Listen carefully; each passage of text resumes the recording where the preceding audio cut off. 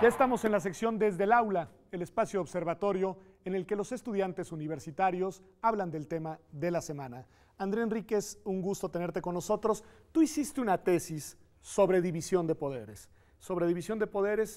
Viéndola desde distintas perspectivas, teórica, práctica y comparada.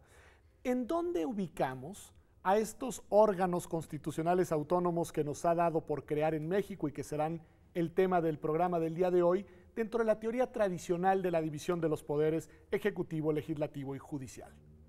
Bueno, para empezar, cuando yo abordé el tema, me di justamente cuenta que a uno le enseñan algo en la escuela y luego uno va a los autores y ve cosas distintas, ¿no? Entonces, cuando hablamos de teoría tradicional, aun cuando se sigue hablando de tres poderes, la práctica ha enseñado que, o sea, incluso los autores le dan una interpretación distinta. Entonces hay ocasiones en las que no cuadra, o sea, cuando hay una interpretación más inflexible, pero hay otras en las que sí permite la entrada de esta clase de organismos.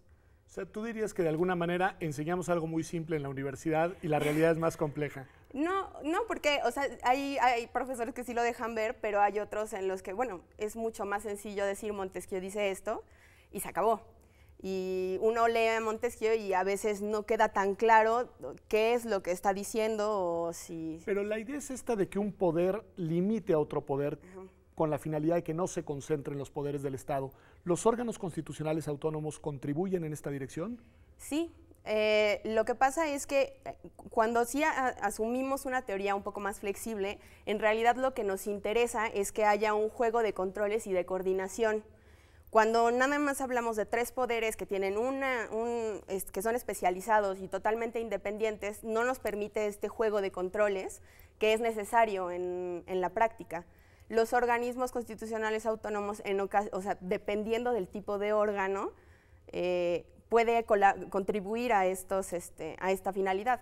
Dentro del programa, en unos minutos, seguramente analizaremos la lista larga de organismos constitucionales autónomos que se han creado en México, pero yo tengo duda de unos en específico, me quedan claros cuáles sí lo son, pero en materia de energía se crearon dos nuevas instituciones.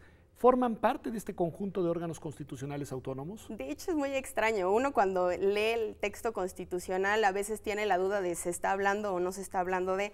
Este es un caso muy evidente, sobre todo porque, por ejemplo, algo que distingue a veces a los órganos constitucionales autónomos es el nombramiento. Hay un nombramiento conjunto, ¿no? Participan varios poderes.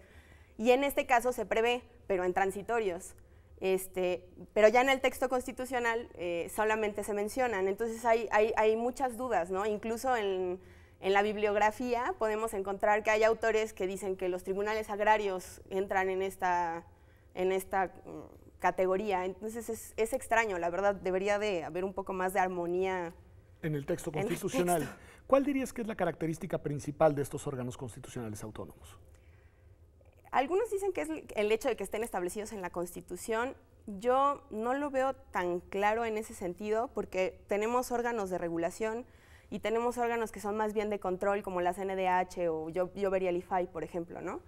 Entonces, hay una sustracción de los poderes, son funciones estatales de relevancia, en algunas ocasiones obedece a situaciones coyunturales, por ejemplo el INE. Entonces es una pregunta muy complicada encontrar cuál sería el eje central de cada uno de ellos. Pero varios de estos órganos tienen que ver con el Estado, pero también tienen que ver con los llamados poderes salvajes.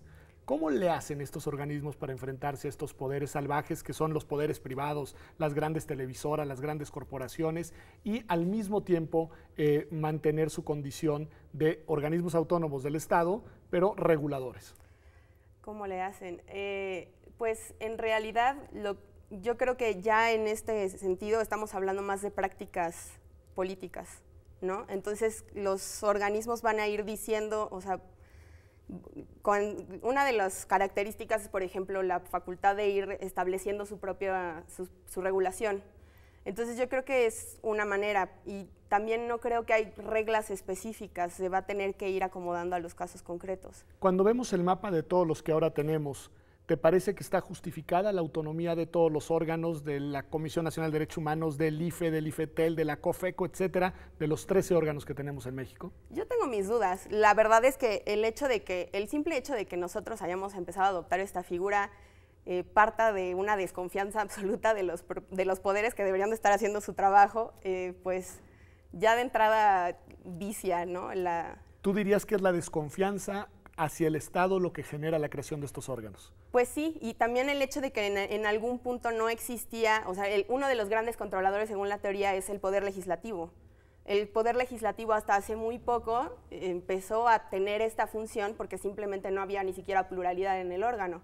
Entonces, esto también ha llevado a que se requiera ir sacando del Ejecutivo ciertas cuestiones en las cuales había una injerencia directa, evidente y hasta cínica. De parte del Poder Ejecutivo. Entonces, tú dirías que es la despolitización por un lado, pero con finalidades garantizar confianza o de inyectar confianza. En algunos casos. ¿Se está logrando? Pues hay casos exitosos. El INE yo considero que es uno de ellos. El INE bueno, exife, el digamos. IFE. Ok, dirías que es exitoso, Sí. ha logrado cumplir con su tarea Sí. institucional. Hay otros que, pues aún así, muchos creemos que se quedan cortos, ¿no? La CNDH es un caso. Tú dirías que ahí todavía no. Pues le falta. Una muy complicada, muy polémica, la Fiscalía General, lo que es ahora la Procuraduría General de la República. ¿Te parece una buena decisión que le hayan dotado de autonomía constitucional? Pues sí, pero o sea, no por cuestiones técnicas o teóricas, sino porque ha habido un uso perverso por parte del Ejecutivo de la acción penal. Ahora, es la rama más delicada del Estado, el ejercicio de la fuerza pública. ¿A quién le va a rendir cuentas este nuevo fiscal general autónomo? Pues en teoría Sí. o en la realidad. ¿En teoría? En teoría va a rendir informes. Se prevén informes. ¿Y en la realidad? En la realidad, esperemos que la ciudadanía se ponga las pilas. ¿Tú crees que la ciudadanía juega una parte importante, digamos, en la contención y en la orientación del funcionamiento de estos organismos constitucionales? Pues sí, de hecho, incluso hay un autor, Levenstein, que identifica, o sea, diversos niveles de control y existen también los controles verticales y entre ellos se encuentra la ciudadanía. Yo creo que jugamos un papel súper importante. Pues Andrea, muchas gracias, en verdad.